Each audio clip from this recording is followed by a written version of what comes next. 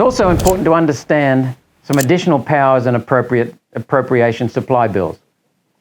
Additional powers included in the emergency bills passed through Parliament just 3 days ago on Monday was an amendment that gives the government flexibility to meet new challenges without recalling Parliament.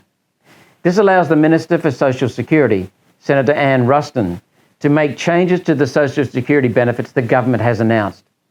Look, it's a very complex system, the welfare system, the social security system.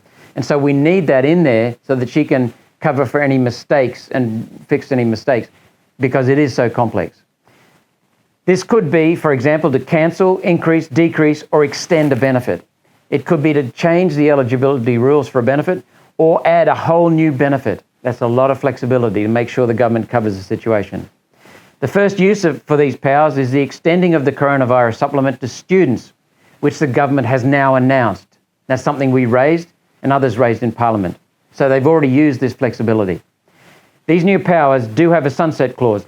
They run out on the 31st of December 2020, the end of this year. And that's necessary because by then, surely the bugs will have been sorted out. The second thing I want to talk about in the general is the appropriation and supply bills. You may have noticed bills were passed this week called appropriation and supply bills. These bills authorise the money to keep the government going 7 more months from the 31st of March 2020. That's the end of this month. That is slightly longer than normal, but a sensible precaution.